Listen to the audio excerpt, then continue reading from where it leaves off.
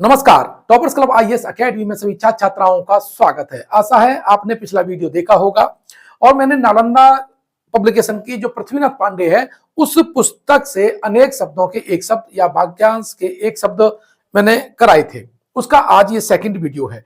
ये पूरी किताब को मैंने 3-4 वीडियो में कंप्लीट कर दूंगा और आपको जब रिवीजन करना हो तो इस वीडियो को लगातार देख डालीजिएगा। इससे क्या होगा, कम से कम एक किताब आपको 100% होगी। फिर मैं पुराने पेपर्स भी करा दूंगा आपको है और फिर लगातार टेस्ट सीरीज भी कराऊंगा। तो इस क्रम से करेंगे तो आप अगर आरओ और एआरओ का एग्जाम देने वाले हैं तो 10 नंबर आते हैं, 100% आपके हो जाएंगे, 10 के 10 हो जाएंगे। पीसीएस का मेंस दे रहे हैं वहां भी है और यूपी टेट टीजीटी पीजीटी कहीं भी आए वहां से भी ये प्रश्न आपसे 100% बनेंगे। लेकिन पहले एक किताब को कंप्लीट करिएगा, उसके बाद में देखिए जो वासुदेव की किताब है वहां से भी कुछ पॉइंट होंगे, प्रीवियस ईयर के पेपर्स होंगे वहां से भी प्रश्न होंगे, है ना। हरदे बहारी वाली पुस्तक है वहां से भी प्रश्न होंगे। सबका कलेक्शन में आपको करा दूंगा, इस बात की गारंटी मेरी है। लेकिन आपको ये वीडियो देखनी पड़ेंगे। अगर थोड़ा सा अच्छा लगे वीडियो तो लाइक कर दीजिएगा। अब देखिए ये सेकंड वीडियो है और इसमें हम देखते हैं पहला क्या है, जो इधर उधर से घूमता फिरता आ जाए उसे क्या बोलते हैं बच्चों, उसे बोलते हैं आगंतुक। यार आपको बर्तनी भी देखनी है, क्योंकि जब लिखने की बात आती है मेंस में, तो जब लिखने की बात आती है तो वहां बर्तनी बहुत इंपॉर्टेंट होती है। ध्यान रखिएगा, अगर आपने ये सही नहीं लिखा तो गलत मान लिया जाएगा। जो आदर करने के योग्य हो, ये तो आप जानते होंगे आदरणीय है। आशा से अधिक जिसकी आशा न की गई हो उसे बोलते हैं आशातीत। ऋषि निर्मित अथवा कथित, ऋषि के द्वारा कथित या निर्मित जो हो उसे बोलते हैं आर्स। ये बहुत इंपॉर्टेंट है, ध्यान रखिएगा। जो भविष्य के प्रति आशावान हो, जो भविष्य के प्रति आशावान हो बच्चों उसे क्या बोलते हैं, आशावादी। और जो आशावान ना हो उसे बोलेंगे निराशावादी। अपने जीवन को का स्वलिखित इतिहास, इसे बोलते हैं आत्मकथा। आश्रय देने वाला, इसे बोलते हैं आश्रयदाता। आलोचना करने वाला कहलाता है आलोचक। आदि से अंत तक, ये बहुत इंपॉर्टेंट और बर्तनी भी है, आदोपांत या आधंत, आद्यंत। ठीक है, दोनों इंपॉर्टेंट है, लिखना देख लीजिए, बर्तनी आप देख लीजिएगा। भगवान के सहारे अनिश्चित आय, भगवान के सहारे अनिश्चित आय, इसे बोलते हैं आकाश वृत्ति। क्या बोलते हैं, आकाश वृत्ति। जो परंपरा से सुना हुआ हो उसे बोलते हैं आनुश्राविक। क्या बोलते हैं बच्चों, आनुश्राविक। आकाश में गमन करने वाला, आकाश में गमन करने वाला उसे कहते हैं बच्चों आकाशगामी। आकाश में उड़ने वाला उसे बोलते हैं आकाशचारी। जन्म भर उसे बोलते हैं आजन्म या जन्म पर्यंत। क्या बोलते हैं, आजन्म या जन्म पर्यंत। आगे चले। जो अपनी सॉरी जो अपनी हत्या आप करे उसे बोलते हैं आत्मघाती या आत्महंता। क्या बोलते हैं, आत्महंता। जो अपने पैरों पर खड़ा हो, जो अपने पैरों पर खड़ा हो उसे बोलेंगे आत्मनिर्भर। सिर से पैर तक उसे बोलेंगे आपाद मस्तक। देखना ये कैसे लिखा हुआ, आपाद मस्तक।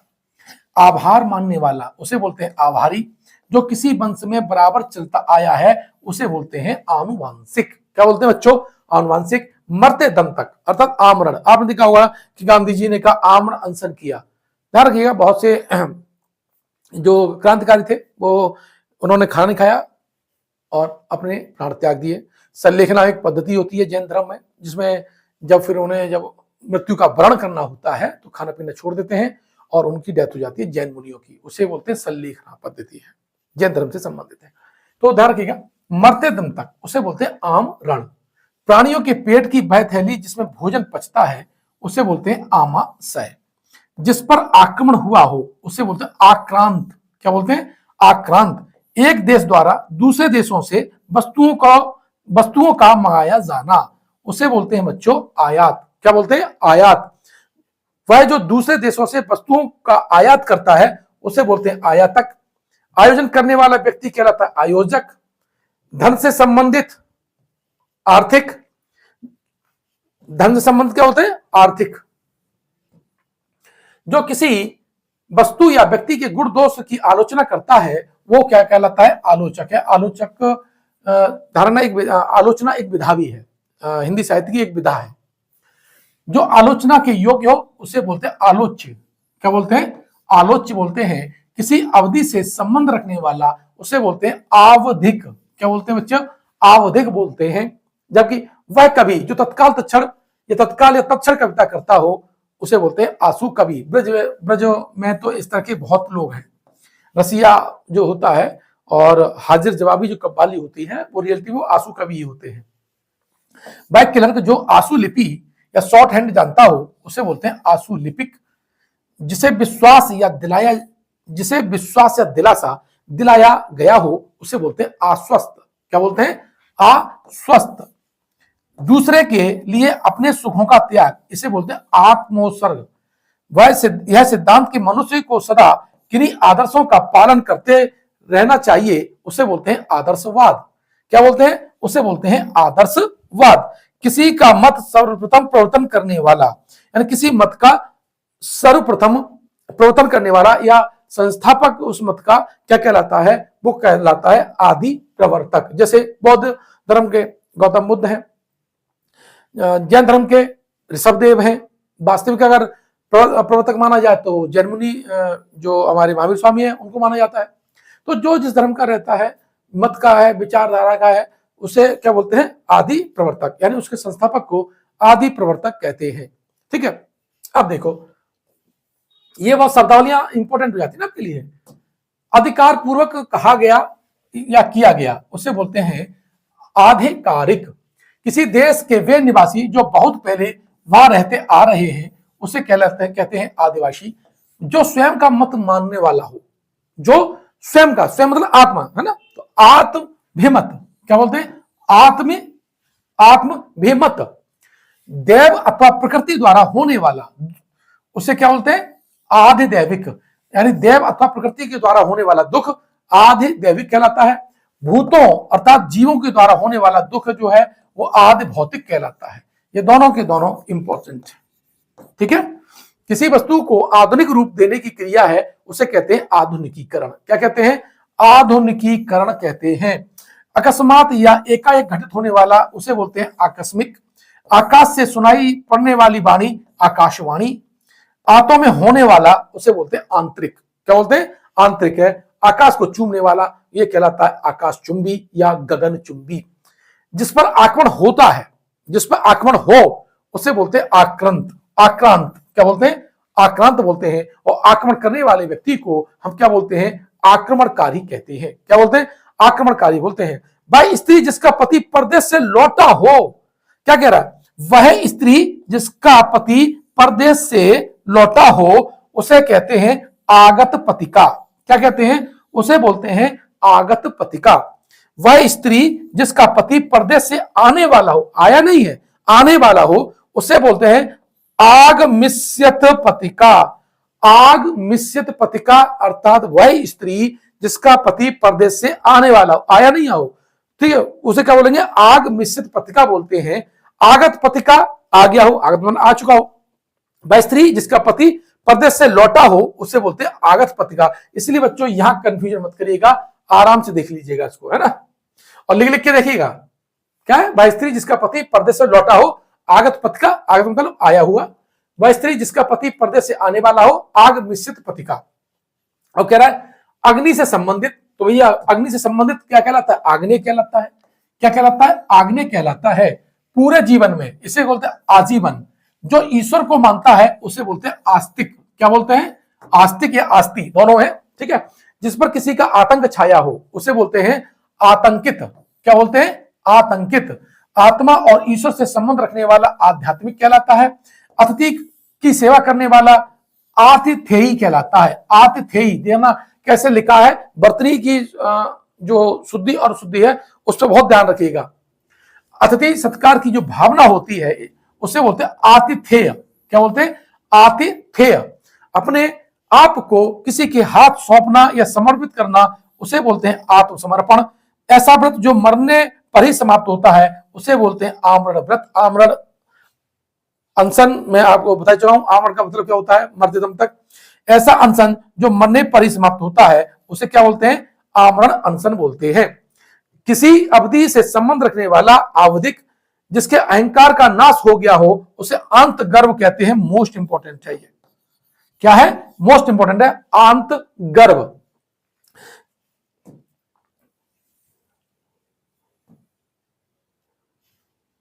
अब देखिए, जन्म लेते ही मर जाना, यानी जैसे जन्म लेते ही मर जाए उसे क्या कहा जाता है?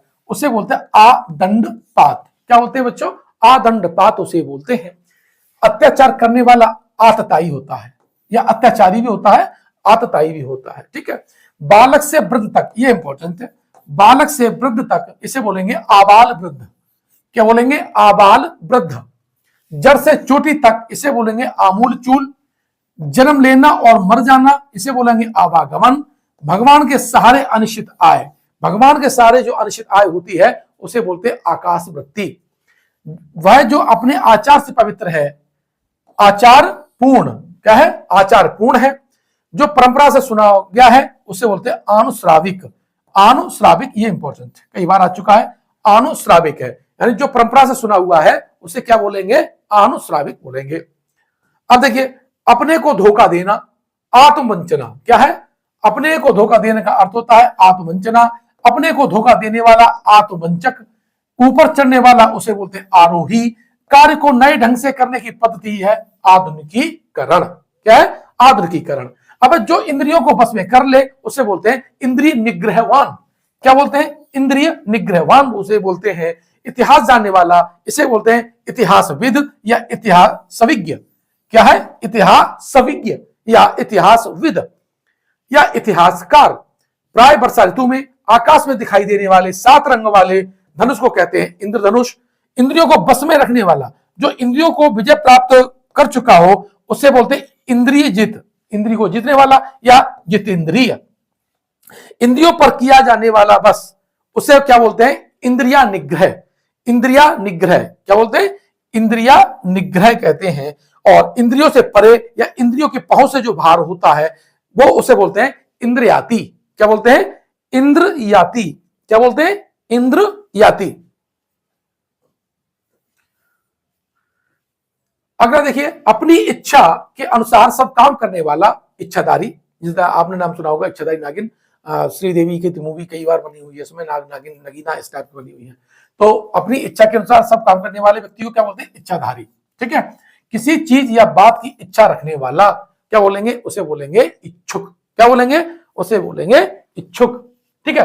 अब देखो, किन्हीं घटनाओं का कालक्रम से किया गया व्रत इसे बोलेंगे इति व्रत। ये इंपॉर्टेंट है।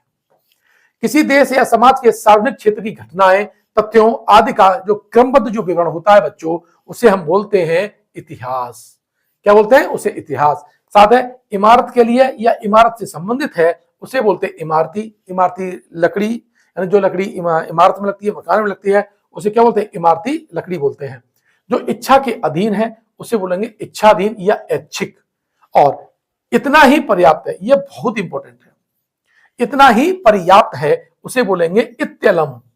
क्या बोलेंगे? इत्यलम बोलेंगे। जिसकी इप्सा या इच्छा की गई हो उसे बोलेंगे इप्सित। क्या बोलेंगे? इप्सित।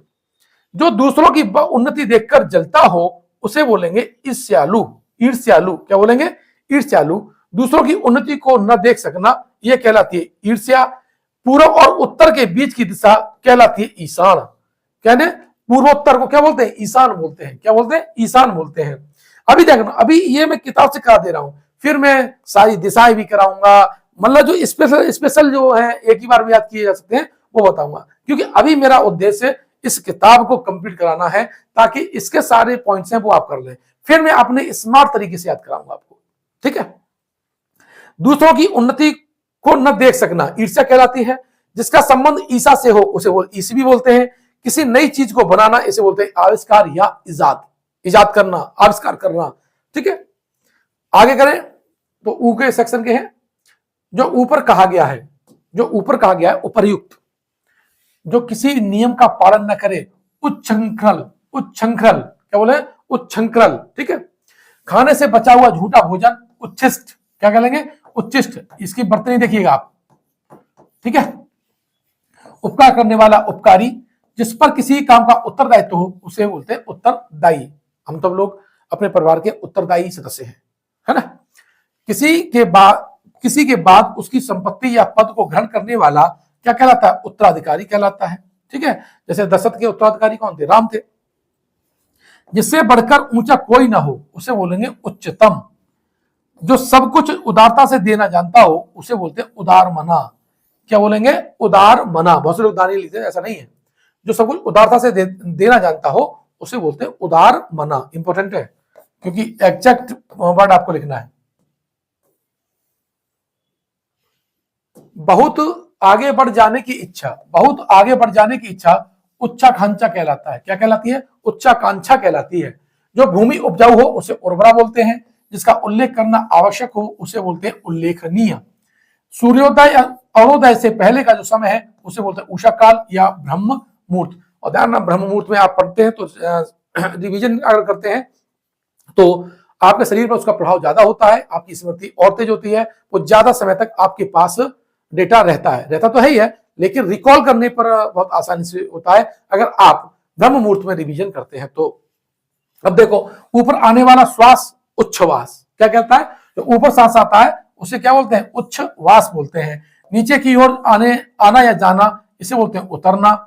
ऊपर की ओर उछाला गया या फेंका गया उसे बोलते हैं उत्क्षिप्त। क्या बोलते हैं बच्चों? उत्क्षिप्त। वह वस्तु जिसका उत्पादन हुआ हो उसे बोलेंगे उत्पाद। उत्पाद किसे बोलेंगे? उत्पाद उसे बोलेंगे जो वस्तु जिसका उत्पादन हुआ हो। सूर्य जिस पर्वत के पीछे निकलता है उसे बोलते हैं उदयाचल। जिस पर उपकार किया गया हो उसे बोल देंगे उपकृत। उपहास के योग्य इसे बोलते हैं उपहासास्पद। उपहासास्पद, ठीक है। जो जल और स्थल दोनों में जगह रहता है उसे बोलते हैं उभयचर। जिसने ऋण चुका दिया हो, जिसने ऋण चुका दिया हो उसे उर्ऋण कहते हैं। क्या बोलते हैं? उर्ऋण कहते हैं। निरंतर ऊंचे उठने की जो इच्छा है वो उदीसा है। देखो, स्त्री से संबंधित, दिशाओं से संबंधित, इच्छाओं से संबंधित, ये सारे एक विशिष्ट टॉपिक होते हैं। मैं इनको अलग से वीडियो बनाऊंगा, लेकिन पहले इस किताब कर ले हम लोग।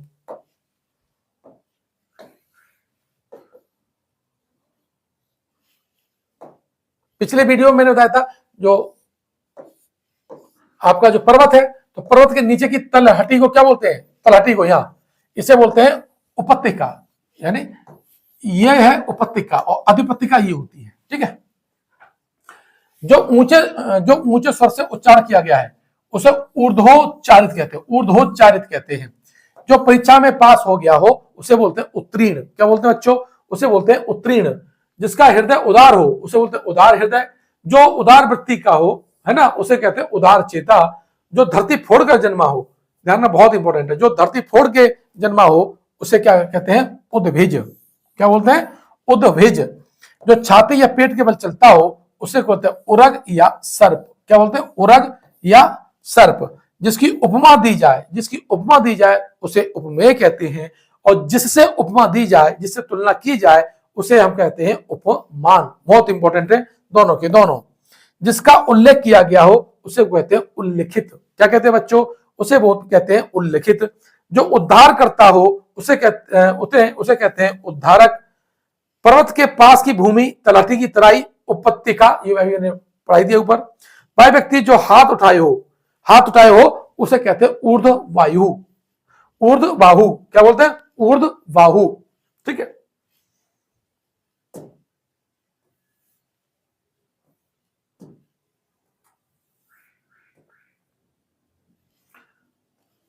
जिसका जन्म गर्मी से हुआ हो, जिसका जन्म गर्मी से हुआ हो उसे क्या बोलते हैं? ऊष्मज कहेंगे। क्या कहेंगे? उसे ऊष्मज कहेंगे। ऊपर की ओर जाने वाला उसे कहेंगे ऊर्ध्वगामी। क्या कहेंगे? ऊर्ध्वगामी। जिस भूमि में कुछ उत्पन्न ना होता हो उसे कहते हैं ऊषर। जिसने अपने वीर को कपाल में चढ़ा लिया हो उसे कहते हैं ऊर्ध्व रेता। क्या कहते हैं? ऊर्ध्व रेता कहते हैं। ऊपर से ऊपर की ओर बढ़ती हुई सांस उसे ऊर्ध्ववास कहते हैं। क्या कहते हैं? ऊर्ध्ववास। ठीक है, एक ही आदमी का अधिकार, एक ही आदमी का अधिकार इसे कहते हैं एकाधिकार।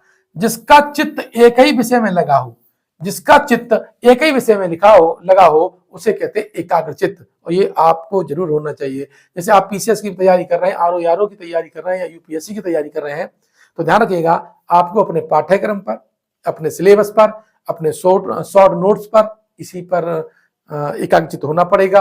अब आप देखो, तुम गर्लफ्रेंड देख लो, बॉयफ्रेंड देख लो, फिर आप देख लो कि मूवी देख लें, फिर दोस्ती भी निभा लें, तो ध्यान रखना सब मिलेगा, नौकरी ना मिलेगी। मैं लिख के दे सकता हूँ, है ना। तो अगर आपको सफलता पाना है तो ध्यान रखिएगा, चिड़िया की आंख ही दिखनी चाहिए।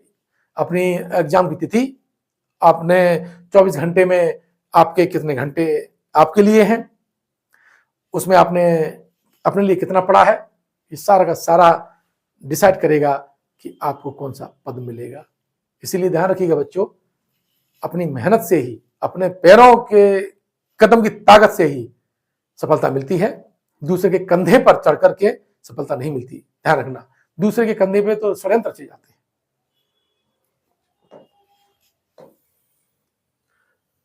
मास के किसी पक्ष की 11वीं तिथि एकादशी कहलाती है। 11वीं तिथि क्या कहलाती है?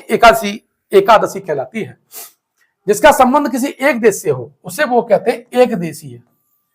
क्या कहते हैं? एक देशी है। किसी एक पक्ष से संबंध रखने वाला उसे कहेंगे एक पक्षीय। जहां कोई दूसरा ना हो उसे कहेंगे एकांत। अन्य से संबंध रखने वाला इसे कहेंगे एकांतिक। बहुत इंपॉर्टेंट वाला, अन्य से संबंध न रखने वाला, अन्य से संबंध न रखने वाला उसे कहेंगे एकांतिक। ठीक है। और जहां कोई दूसरा ना हो उसे कहेंगे एकांत। ठीक है। जो दिन में एक बार भोजन करता है इसे बोलेंगे एक भुक्त। क्या बोलेंगे? एक भुक्त। एक बार में दिया हुआ एक मुस्त। इतिहास से संबंधित ऐतिहासिक। इस लोक से संबंधित रखने वाला अहलौकिक या ऐहिक। अहलौकिक या ऐहिक, ध्यान रखना कैसे लिखना है ये आपको याद आना चाहिए।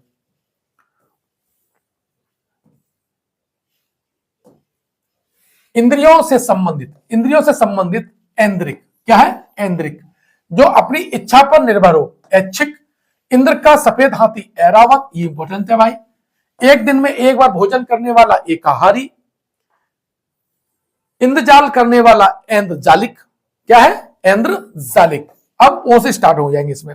लेकिन एक बात ध्यान रखना, जितने मैंने वीडियो बनाए हैं शाम को 8 बजे मैं आपको टारगेट देता हूं, वहां आपको लिखने होते हैं। इन्हीं वीडियो में से आपको लिखने होंगे। अब ऑब्जेक्टिव नहीं दूंगा मैं इसमें, मैं जो टारगेट देता हूं वो केवल इतना मिलता है आपको।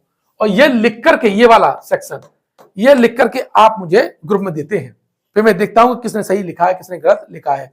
इस तरह से अगर आप टारगेट को पूरा करेंगे, मेरा दावा ही नहीं है, आपको खुद विश्वास हो जाएगा 1 महीने के बाद कि आप ही के 60 में 60 आएंगे। ध्यान रखिएगा, ये आपके अंदर से प्रेरणा निकल के आएगी। आपका आत्मविश्वास इतना हो जाएगा कि आपको लगेगा कि नहीं, सर ने जो बोला है वो गलत नहीं है। लेकिन उसके लिए आपको तपना पड़ेगा, नियम पर चलना पड़ेगा। और ध्यान रखना, जो अपनी लाइफ को बिना उद्देश्य के, बिना एम के और बिना प्लानिंग के चलता है, वो बाद में अपयश पाता है, दूसरे के अधीन गुलाम बन के रहता है। सच्चाई है ये बात। चलिए, विश्व के देशों की खेल प्रतियोगिताएं उसे कहते हैं ओलंपिक। जो ओज एवं तेज से परिपूर्ण हो उसे बोलेंगे ओजस्वी। जो आंखों से दूर हो जाए उसे कहेंगे ओझल। क्या कहेंगे बच्चों? उसे कहेंगे ओझल। जो खाने योग्य हो उसे कहेंगे ओदनीय। मोस्ट इंपोर्टेंट है, क्या है? ओदनीय बोलेंगे। जो खाने योग्य हो उसे ओदनीय बोलेंगे। जो किसी पद पर हो उसे वो कहेंगे ओहदेदार। क्या कहेंगे? ओहदेदार। अपनी विवाहिता पत्नी से उत्पन्न औरस। अपनी विवाहिता पत्नी से उत्पन्न पुत्र को औरस कहते हैं। और जो दूसरे के से हो उसे जारज बोलते हैं। क्या बोलते हैं? जारज। जिसका संबंध उपनिवेश या उपनिवेशों से हो उसे कहेंगे औपनिवेशिक। जैसे औरस है, जारस है, जारज है, मैं ऐसे अलग उसका अलग वीडियो बनाऊंगा। ध्यान रखना, ये केवल मैं बुक्स में जो दिया है उसे करा रहा हूं।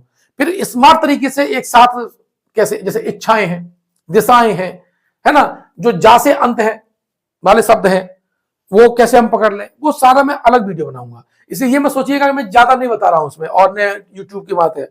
पहले मेरा उद्देश्य है कि इस किताब को कंप्लीट करा दूंगा। एक बार एक किताब को पूरा कंप्लीट कर लीजिएगा, इनमें सारे शब्द इसी में आई जाएंगे कहीं ना कहीं है। और फिर अब जब आप दूसरी तरह से स्मार्ट तरीके से पढ़ेंगे तो मैं गारंटी बता रहा हूं आपको, एक भी ऐसा प्रश्न नहीं होगा जो आपको मुंह जबानी रटा ना हो। ठीक है ना? तो लब्बो लुआब में ना रहें, अपनी मेहनत स्वयं करें। जिसका संबंध उपन्यास से हो उसे कहते हैं औपन्यासिक। लिखा कैसे ये देखना है। दूसरा, उपचार या ऊपरी दिखावे के रूप में होने वाला औपचारिक। जिसका उपनिषद से संबंध हो उसे कहते हैं औपनिषदिक। क्या बोलते हैं? औपनिषदिक कहते हैं बच्चों। अब देखो आगे कह रहे हैं, जो सब कुछ उदारता से देना जानता हो उसे कहते हैं औदार्य दाता। मोस्ट रिपीटेबल ये है, औदार्य दाता, अर्थात जो सब कुछ उदारता से देना जानता हो उसे औदार्य दाता कहते हैं। पर ब्रह्म का सूचक ओम शब्द, इसे कहते हैं ओंकार। जिसका उच्चारण ओष्ठ से हो उसे बोलते हैं ओष्ठय। आड़ या पर्दे के लिए रथ या पालकी को ढकने वाला कपड़ा उसे कहते हैं ओहार। क्या कहते हैं? उसे कहते हैं ओहार। यहां से इस पुस्तक में जो स्वर से आरंभ होने वाले शब्द थे वो मैंने आपको करा दिए हैं। ये पार्ट 1 था, सॉरी ये पार्ट 2 था। पार्ट 3 में हम व्यंजन को करेंगे और मुझे लगता है उसमें का से लेकर का खा गा घा यानी 5 जो स्पर्श व्यंजन के ग्रुप हैं, ठीक है, तो 5 वीडियो वहां बन जाएंगे। यानी आप ये मान लीजिए कि ये किताब आपके 7 वीडियो में कंप्लीट हो जाएगी। अब देखिए छोटी छोटी वीडियो रहेंगे, मुझे लगता है आधे घंटा या 35 मिनट या 40 मिनट का वीडियो होता है। इनको कंबाइन तरीके से 3-4 बार आप देख लीजिएगा। अब इस किताब को लेके बैठेंगे कि मेरा वीडियो फास्ट मोड में लगा लीजिएगा और एक बार कम से कम इस वीडियो सुन लीजिए किताब को सामने रखकर, अगर आपके पास है तो। नहीं तो इसकी पीडीएफ भी मैंने अपने टेलीग्राम ग्रुप है उसमें डाल दी है ना? नहीं है तो वहां से आप देख लीजिएगा। नहीं तो वीडियो को फास्ट मोड लगा करके देखते रहिएगा, सुनते भी रहिए देखते भी रहिएगा। तो ये सारे शब्द जब आपसे 1 या 2 बार गुजर जाएंगे वीडियो के माध्यम से तो आपको एग्जाम हॉल में भी याद आ जाएगा और जब लिख रहे होंगे तो एग्जैक्ट जो वर्ड होता है वो भी आपको याद हो जाएगा।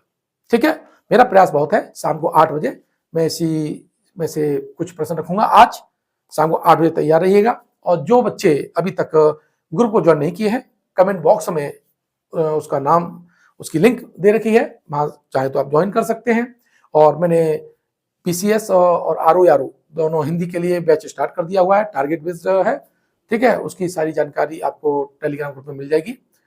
ठीक, मुझे आशा है कि आपको ये वीडियो अच्छा लगा होगा और ज्यादा हाव तौबा नहीं मचानी है, प्यार से पढ़ना है और सिलेक्शन 100% लेना है। मिलते हैं नेक्स्ट वीडियो में। बहुत बहुत धन्यवाद।